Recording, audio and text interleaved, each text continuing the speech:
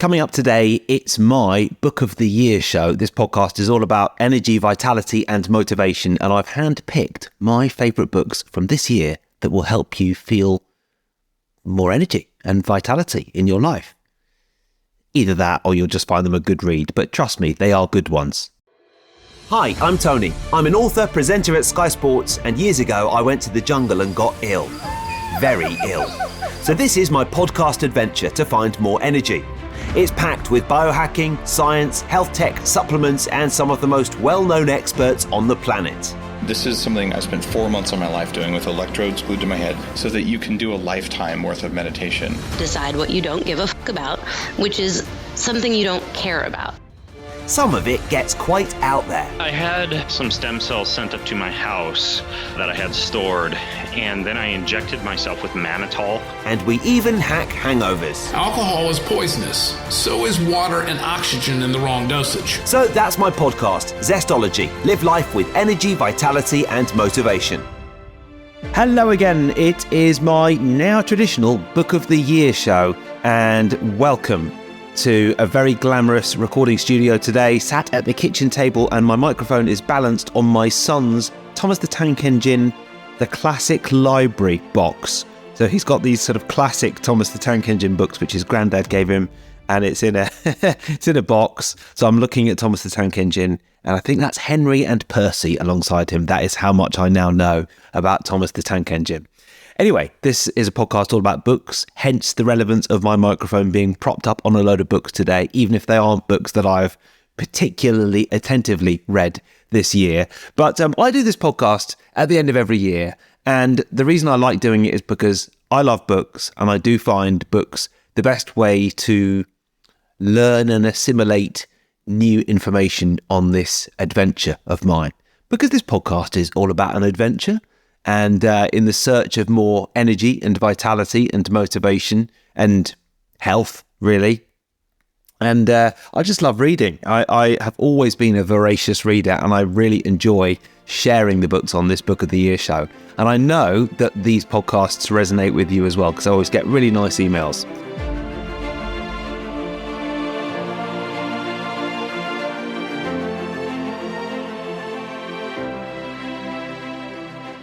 So today, I've picked 6 books out that I'm going to recommend to you. 6 enjoyable, thought-provoking books. There is non-fiction in there.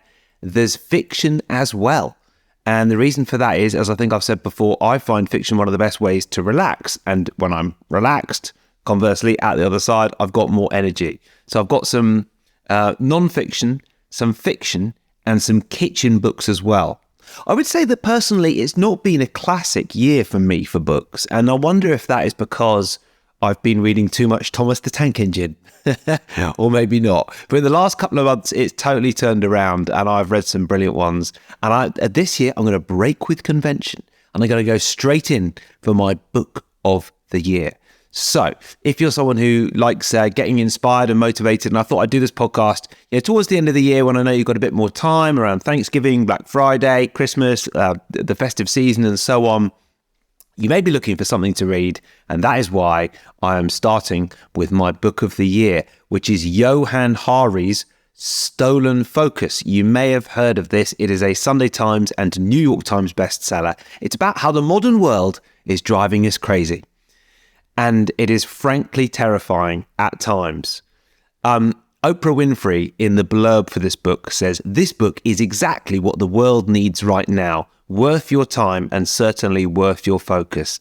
And the essence of the book outlines how hard it is for us to have focus like our ancestors did. And Johann Hari is the British writer who used to write for The Independent and then hit all sorts of controversy, which it's worth Googling, and left The Independent, was one of the most famous journalists in this country, and then reinvented himself as a book writer. And he's just so thoughtful. He's such a good writer. And it's one of those books that, even though it's non-fiction, he tells it like a story. And he tells his story and his journey, which is something that I've always tried to do in my book writing.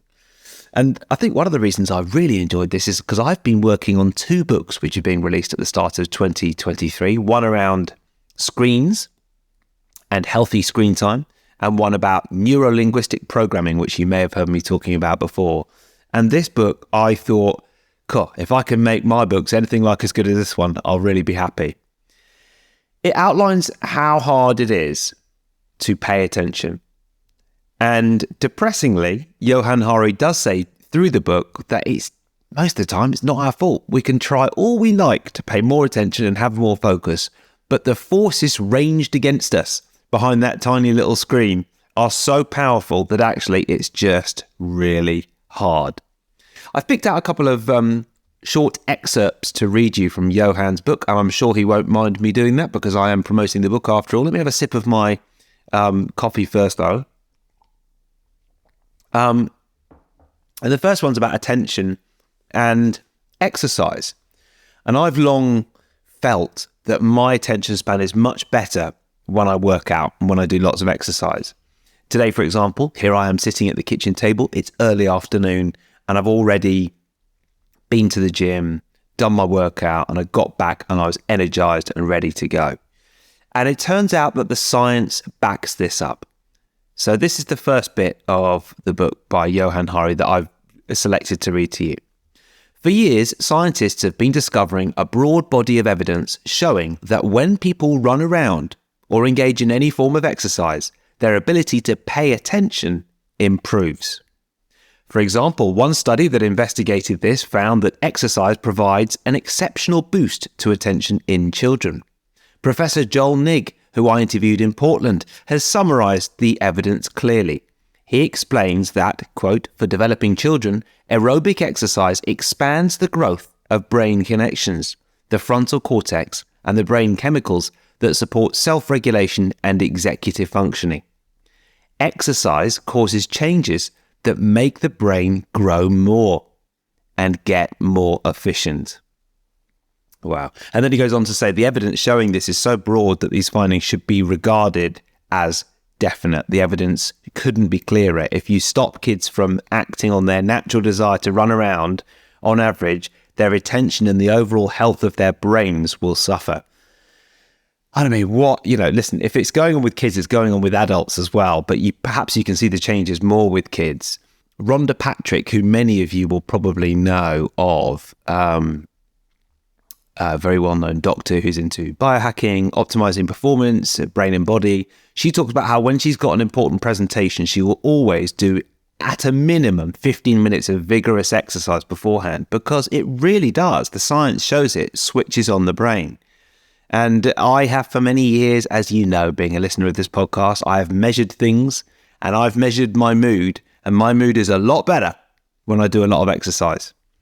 So actually, despite having done a workout this morning, I need to go out and do some more exercise this afternoon, maybe some lighter walking or something like that. Some of the stuff in this book, this is my book of the year, Stolen Focus, because I think focus and attention is just so important. I always feel like it's the secret to life. When my attention is diffuse, I don't feel like I'm a very good human being. I mean, I'm not a bad human being, but I'm just not living my best life. But when I'm focused on one thing at a time, when I'm solely focused on the matter at hand, I am happier. I'm a better person to be around. I'm better in my relationships. I'm more creative. And I think I just do my best work. It's the only place to be, isn't it? The second excerpt I wanted to read you is very short. And he goes through this period of the book where he goes to meet a friend of his called Tristan Harris, who was in the Netflix show on social media and is a social media campaigner and used to work at Google, I think it was, and now calls himself a technology ethicist. And Johann says this: Facebook in 2015 filed a patent for technology that will be able to detect your emotions from the cameras on your laptop and phone.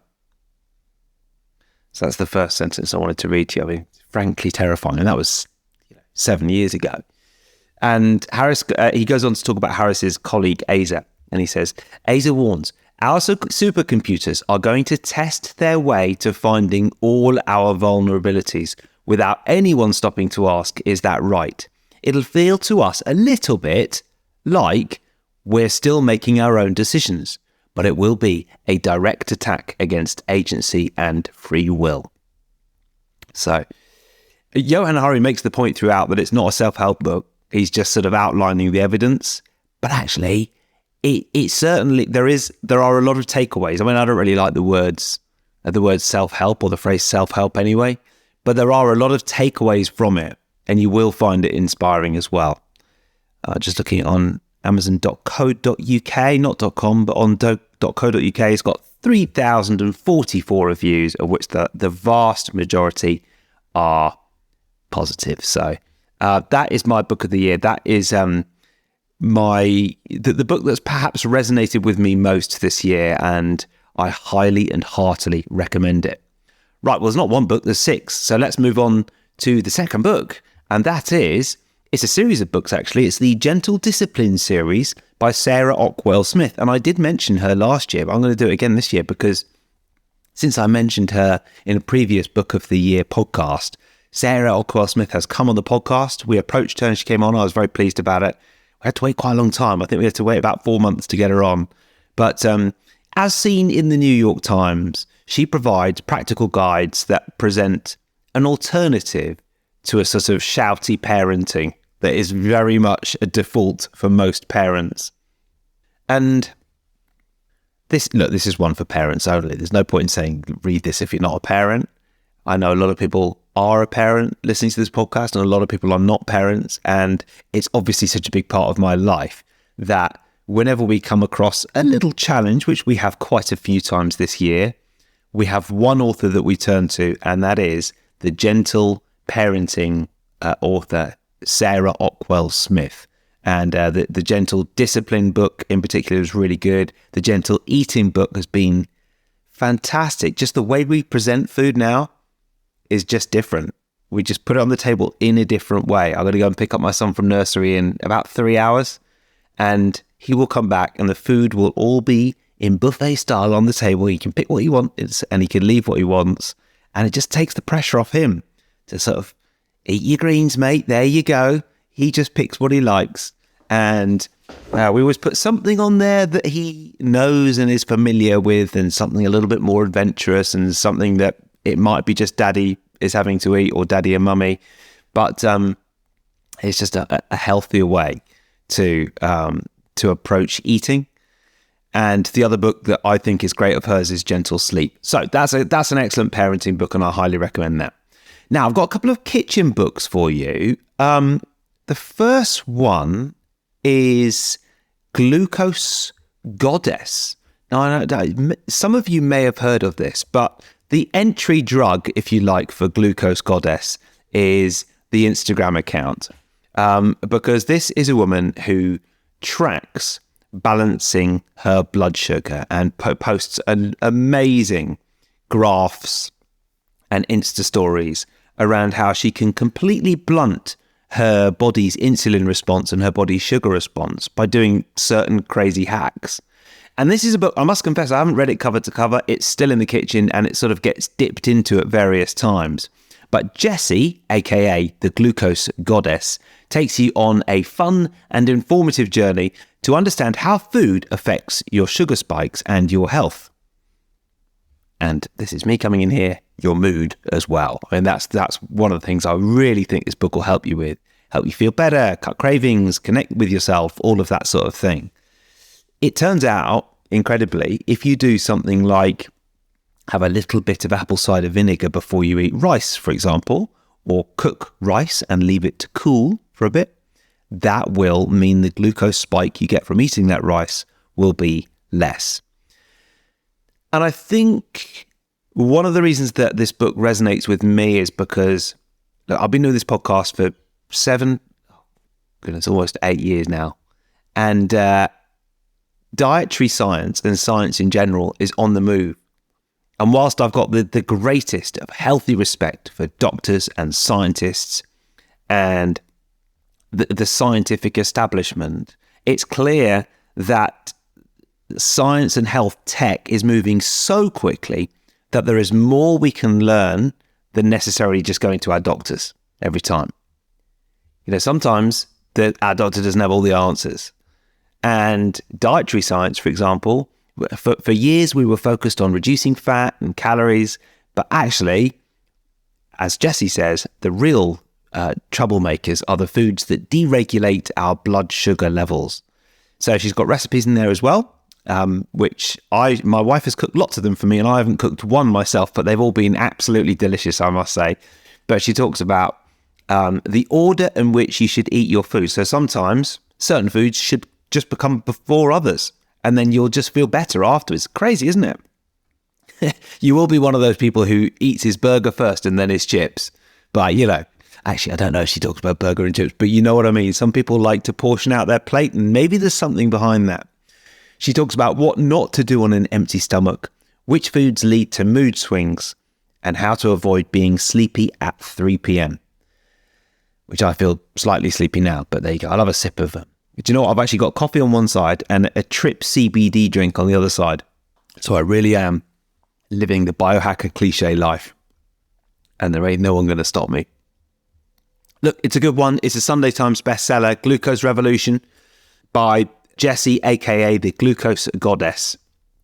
And Jessie is somebody I think we've approached to come on the podcast. I don't know where that application sits at the moment because I haven't seen her scheduled at any point, but I would love to interview Jessie. So if anybody's listening to this and knows her and can introduce us, I'd love that. And actually, I'd love to meet her.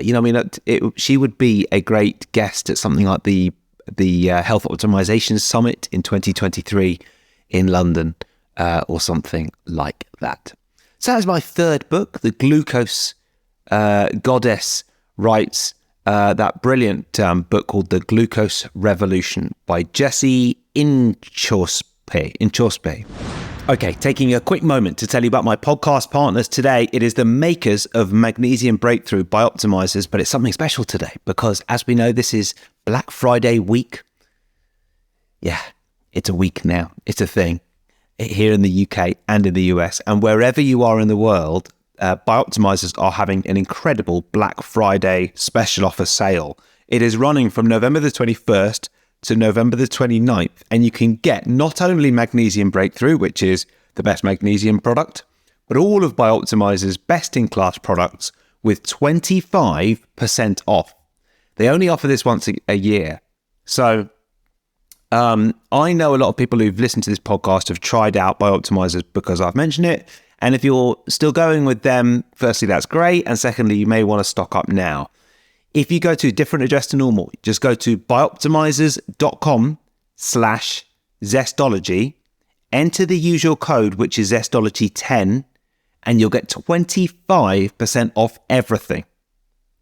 So it's biooptimizers.com/Zestology, enter the code Zestology10, and you'll get 25% off everything. This podcast comes out during this, so it will be the perfect time to try this offer. Zestology 10 at biooptimizers.com/Zestology. All the Biooptimizer supplements are best in class. If for some reason you don't agree, they've got a 365-day money-back guarantee, which is great. And look, if you're listening to this after November the 29th, I'm very sorry, but the offer's run out. But otherwise, it's going. And it's biooptimizers.com/Zestology, code Zestology10. There are some good Black Friday deals washing around the biohacking community this week. And I think this one, especially with the Magnesium Breakthrough, the full spectrum magnesium supplement, I think that's a great deal for 25% off. It's the only time they do that this year. Right, back to the show. And my fourth book recommendation, which is another very brief one. And I just wanted to talk briefly about a cookbook that we have absolutely loved in this house. And it's Yotam Ottolenghi. I've actually been to his restaurant twice this year. One restaurant, one cafe. And Yotam Ottolenghi is one of the best known cooks in this country. Although he's not originally from the UK, he lives here. He is a celebrated chef here in this country. And his book is called Ottolenghi Test Kitchen. And slightly self-interested, I gave this book to my wife and she's cooked a lot more out of it than I have, but it is absolutely delicious.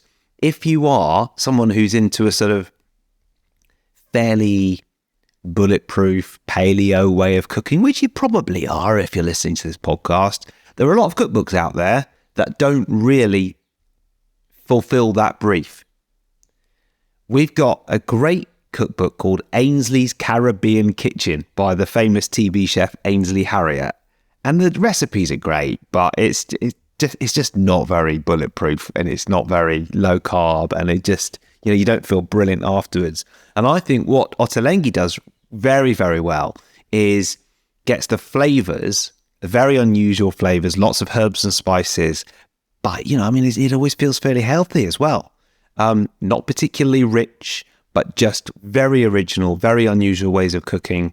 He's got me baking rice, which honestly, I just love it. Oh, wow. If you've not done this, just recently, I've not even been boiling rice anymore. I just put it in the oven with 2 parts water to 1 part rice, and anything else you want to whack in there. What did I cook today? I put in some mild curry powder and some apple cider vinegar and some chopped up bits of organic beef. And I just covered it with tin foil, cooked it at 190 for 45 minutes, and then let it sit for 5 minutes, and then fluffed it up with a fork. Oh, delicious. You could put a bit of butter in there as well. That's Ottolenghi who taught me that. He even talks about how to cook frozen peas.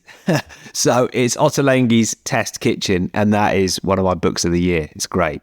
Now, as in the past, one thing I have done on this podcast is I have talked about fiction books that I've enjoyed, because I do find the best way to relax is reading fiction. And I know that a lot of people have resonated with the fiction books that I've recommended. And I do in particular like historical fiction. So I've picked out 2 historical fiction books that I've absolutely loved. If you know someone who likes reading, both of these books would be excellent as a Christmas present. And one of them is quite an old, well, not that old, but it came out in, when did it come out? 2008. And the other one came out about a month ago. The first one is The Secret River by Kate Grenville. Kate Grenville. And this was shortlisted for the Booker Prize, which is the top book prize in this country. It was the winner of the 2006 Commonwealth Writers' Prize. It was longlisted for various other prizes, and it was a BBC Two Between the Covers Big Jubilee read. And it is set in 1806, and it follows someone called William Thornhill, who essentially gets transported from London to Sydney, right at the start of Sydney. The descriptions of the life of Sydney when it was just being colonised for the first time by British people are quite extraordinary. It is a book that is very sensitive to the extraordinary injustices committed by English people when they arrived in Australia and when they started to take over the land and farm it in a way that they had always done in this country. But it's also sensitive to, William Thornhill is a convict, as are most of the people who end up in Sydney at that point, either convicts or soldiers. And it's also sensitive to the sort of uselessness of their situation. That's my coffee machine in the background. I told you that I have a coffee with me, and sometimes it just likes to clean the pipes after it's made a coffee. There you go. So sensitive to all parties, and yet outlining the extraordinarily brutal nature of what happened in the early days of Australia as a country once the Brits arrived. Let's put it this way. My people are not covered in glory. It's a beautiful book. And if you're someone who, look, my background is in neuro-linguistic programming, and I talk about that quite a bit, and I'm bringing out a book on it next year. And one of the big things in NLP is we love to tune into the power of the senses and representational systems, and the way that we experience the world primarily through what we can see, what we can hear, and what we feel, and what we touch and feel. And what this book does so beautifully is describes that. The Secret River, it's called, by Kate Grenville. And the secret river that she talks of is just so heart-wrenchingly beautiful she describes the temperatures and the textures of the nature, and how this Brit, straight out of London, of the city, ends up in the middle of nowhere, and what he does with this nature all around him. It's a beautiful book. So I hope you'll enjoy that one. And if you're still with me, well done, because my final book, by the way, that one probably should come with a parental guidance warning, because I mentioned it to my friend who lives in Australia, whose 11-year-old loves reading, and then he sent me a message about 3 days later saying, oh, great, my daughter's reading it, and I had to say, mate, there are parts of it that I found fairly shocking, brutal. So I don't think I'd say the same for this one, though. William Boyd is a well-known British author, and his new book, The Romantic, came out last month in October the 6th. It came out as I record this podcast. And this is another book. William Boyd's done this before with Any Human Heart, that follows somebody from birth to death. And it starts, well, quite a similar time, 1799, Cashel Greville Ross. And it goes from County Cork to London, from Waterloo to Zanzibar, all over Europe as well, Sri Lanka. It's an incredible tale. It's fun. I mean, it goes really quick. It's like the best history lesson you've ever had. And I've often thought, why wasn't history taught to me like this at school? I was so bad at school. I was always bottom of the class in everything. But I don't think, going back to Johann Hari and the stolen focus, I don't think that it's that I've got a problem with attention.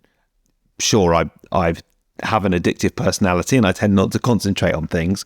But when you read a book like this, I could just read it all day. And if I was learning for an exam, it would have been a pleasure to learn this way. I think, look, when you read some of the reviews that have been in the papers, the Sunday Times said there are few reading pleasures as great as giving in to a William Boyd novel. And the Observer said this is Boyd at the top of his game. So I think it's excellent. I very much enjoyed this book, The Romantic by William Boyd. It came out recently. It's one that anybody can read, and it's so good that I had to stop myself reading it at night before I went to sleep, because it was just too exciting. It's just too good. So those are my 6 books for my Book of the Year show. I hope you found this useful, and I hope you enjoyed those books. They are all excellent.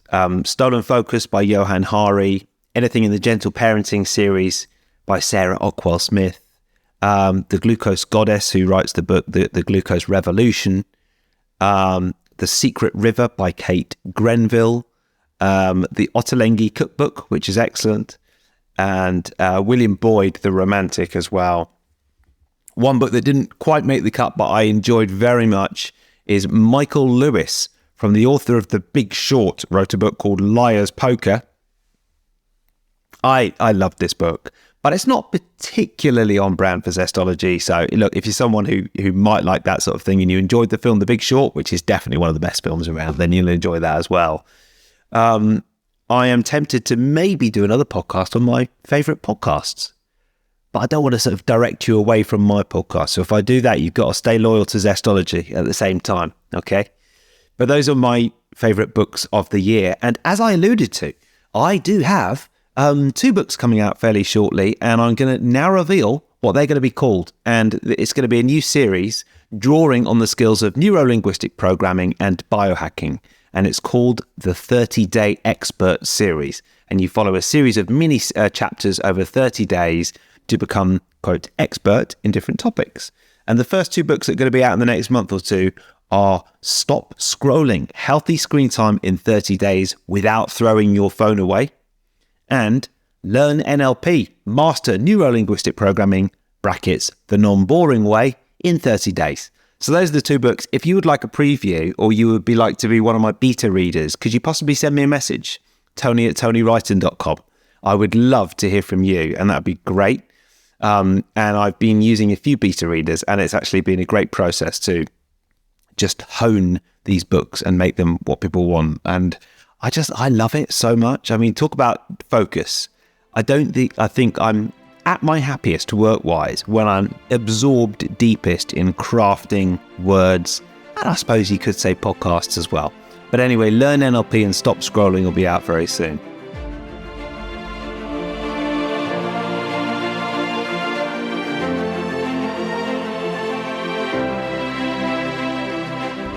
That is pretty much it for this podcast. Thank you for listening. As always, thank you to my podcast partner, which is Bioptimizers. And Bioptimizers have their Black Friday sale. The best time to stock up on the products you love and try new ones as well. They've got Vegzymes, which is a great one, and Masszymes, which is excellent as well. And if you've got a big Thanksgiving dinner or Christmas dinner coming up, Masszymes and Vegzymes are the one to go, because I always go out with these, because they just help you break down the food. I mean, that's probably not the technical term, but when you've eaten too much late at night, get one of them in you and you'll be all right. Use the code Zestology10 when you go to bioptimizers.com/Zestology. And even though the code is Zestology10, just over this Black Friday period, you'll get 25% off.